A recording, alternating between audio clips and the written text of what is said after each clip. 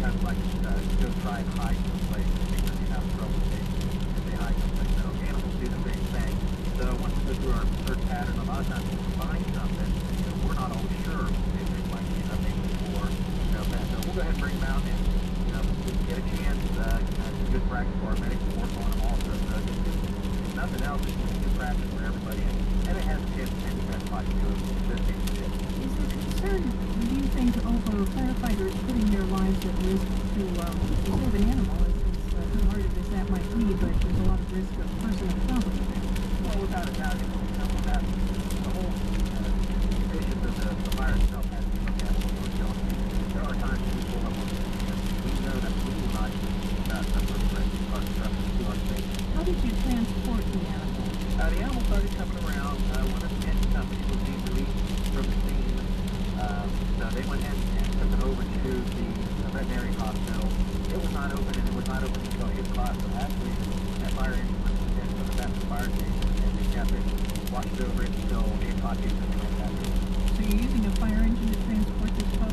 We did, yes. Do you think anyone's going to be concerned about taxpayer dollars to fuel the machine to take an animal in for assistance? Well, I would hope not.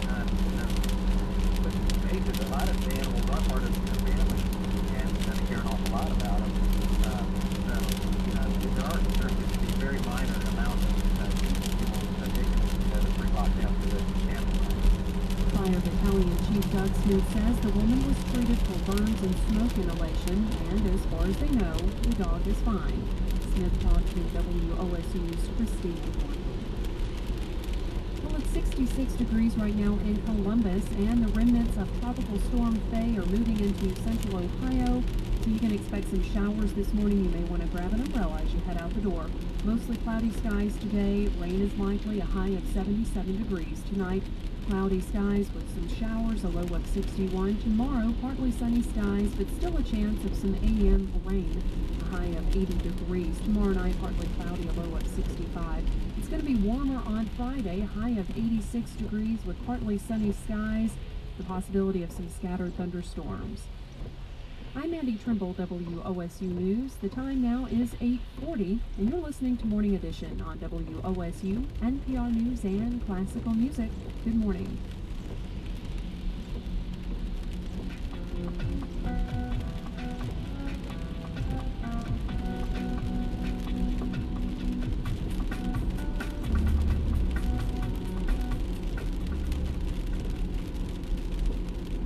This is Morning Edition from NPR News. Good morning. I'm Renee Montaigne. And I'm Steve Itzke.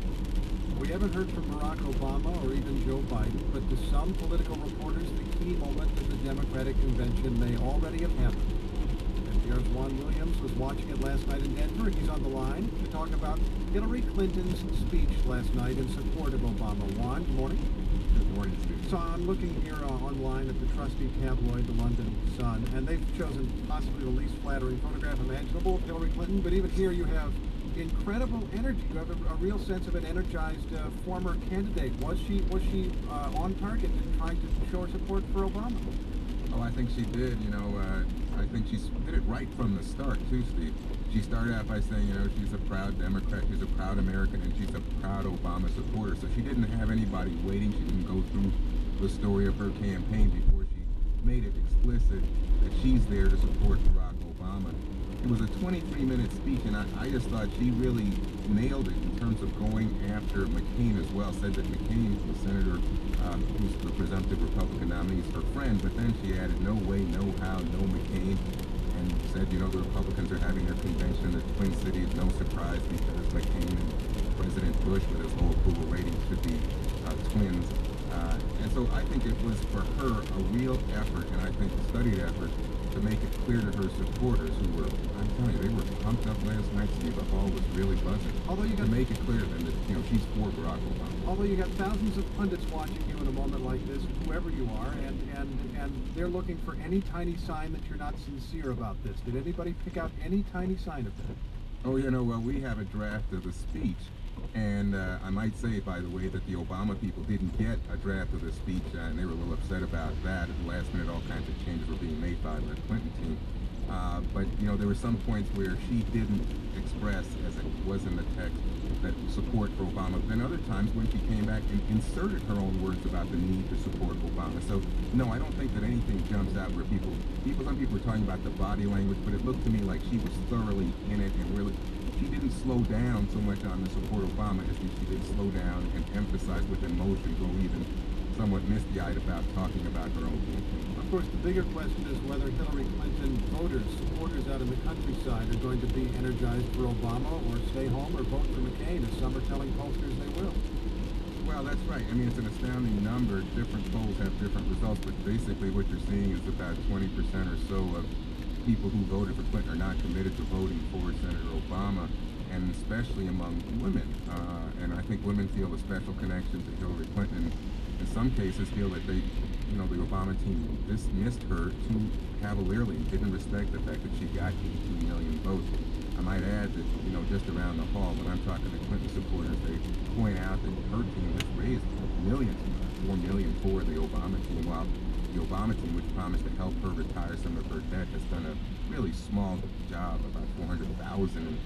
Again, there's lots of these grievances and all around, but it looks good to me in terms of what she has done right now, because she has her own political future to protect. Juan Williams, very briefly, is Bill Clinton's speech now tonight almost as important as Hillary's was last night? It's going to be watched more closely, Steve. You made the point about people looking. I think the sense is from people close to this former president that he really doesn't like Barack Obama and feels that Barack Obama has not acknowledged his time in the White House, his service to the country, even that he may have called him a racist in some way. So that's going to be watched closely. Juan, thanks very much. You're welcome. Always a pleasure to talk with you. NPR News analyst Juan Williams speaking with us from Denver. Now more from our series called Take Me to Your Leader. NPR's David Green is on the road, looking for leaders who are not necessarily politicians.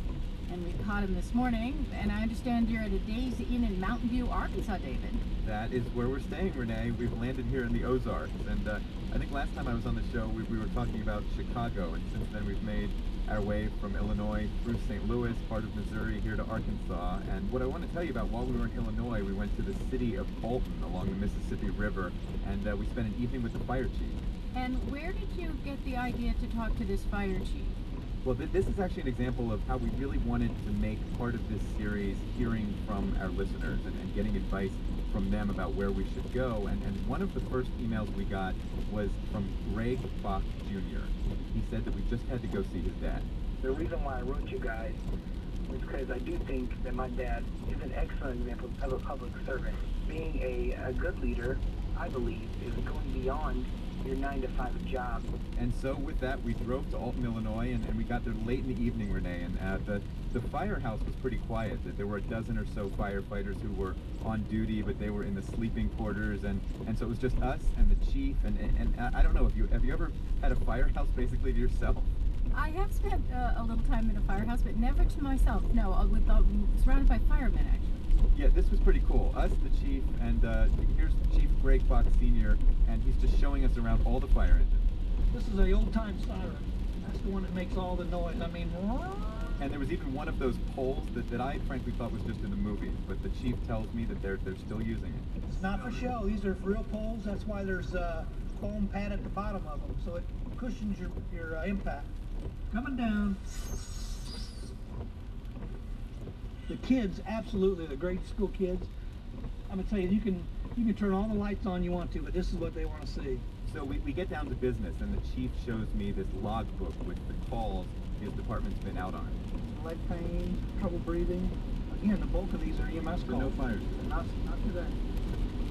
And many days are like that. It's a small city, 30,000 people or so, but they've had large fires. Actually, 2 firefighters died in the 1990s. Chief Fox took over leading the department this past April, and his first job wasn't easy. There were budget cuts, so he had to lay off 3 people. That happened to be my first day as the chief, too, so I had to send 3 guys home. In that email we got, Fox's son wrote about how his dad still goes out on everyday calls, and the chief says at first it made some firefighters uncomfortable to have the boss around. By now, they've realized we're not here to take over. We're here just to help you guys if you need it. If you need me to go get you a bottle of water, I'll go get you a bottle of water. That's what I'm there for. I'm not there to flex my muscle